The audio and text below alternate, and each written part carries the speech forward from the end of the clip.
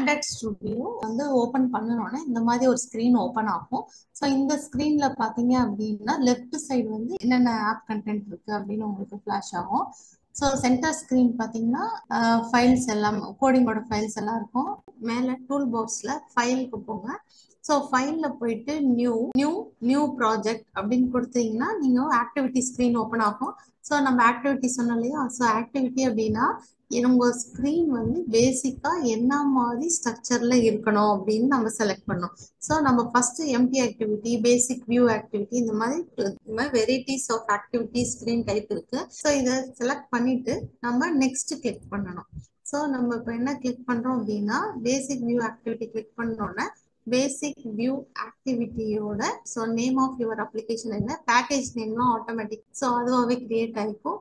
எந்த லொக்கேஷனில் சேவ் ஆகுது, தென் எந்த லாங்குவேஜ் நம்ம யூஸ் பண்ண போகிறோம், ஜாவா, தென் மினிமம் எஸ்டிகேனா என்னது, சாஃப்ட்வேர் டெவலப்மெண்ட் கிட். ஸோ நம்ம எந்த வெர்ஷன் ஆஃப் எமுலேட்டர் வந்து யூஸ் பண்ண போகிறோம் அப்படின்ட்டு ஆக்சுவலி டிஃபால்ட்டாக இருக்கிறதே நம்ம அப்படியே விட்டுடலாம்.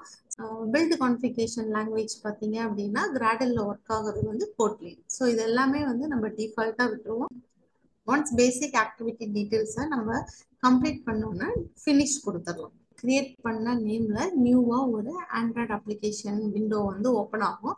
ஒன்ஸ் வந்து நியூ விண்டோ ஓப்பன் ஆனோடனே பின்னாடி இருக்கிற நம்ம ஃபர்ஸ்டா ஓப்பன் பண்ண அந்த இனிஷியல் விண்டோவை நம்ம க்ளோஸ் பண்ணிடணும். இல்லைன்னா ரன் பண்ணும்போது உங்களுக்கு கிராடல் சிங்க்ரனைசேஷன்ல சம் எரர் வரும். ஸோ இந்த ஸ்க்ரீன்ல பாத்தீங்க அப்படின்னா லெஃப்ட் சைட்ல உங்க ப்ராஜெக்ட்ல என்னென்ன ஆப்லாம் இருக்கு அப்படின்னு காமிக்குது. ஸோ நம்ம கிரியேட் பண்ண ஆப்ல source file, Android test, Java programming, அதுக்கு கீழே என்னென்ன கிராடல் வந்து சிங்க்ரனைஸ் ஆட்டோமேட்டிக்கா ஆகுது அப்படின்னு இது எதுவுமே நீங்க டச் பண்ண தேவையில்லை. அண்ட் தென் நீங்க வந்து கோடிங் பண்றது வந்து ரிசோர்ஸ்ல தான் பண்ணுவீங்க. RES is nothing but it's a resource file.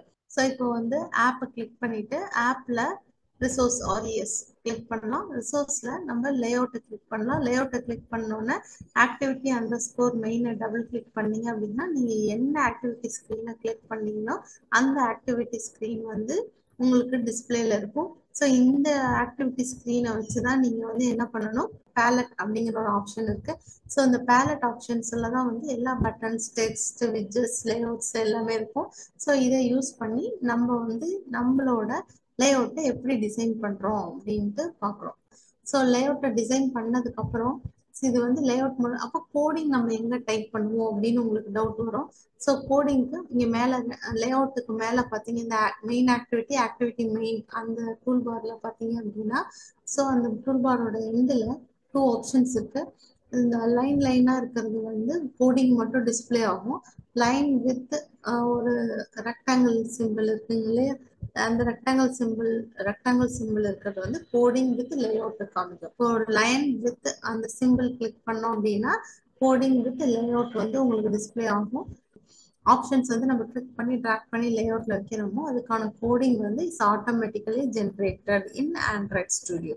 So அதெல்லாம் வந்து கிராடல் ஃபங்க்ஷன் பார்த்துருவோம். ஒன்ஸ் நீங்க டெக்ஸ்ட்டை வந்து வச்சோன்னா ஸோ எமுலேட்டர்ல போயிட்டு this is the emulator. So device மேனேஜர்னு ஒரு ஆப்ஷன் இருக்கும்.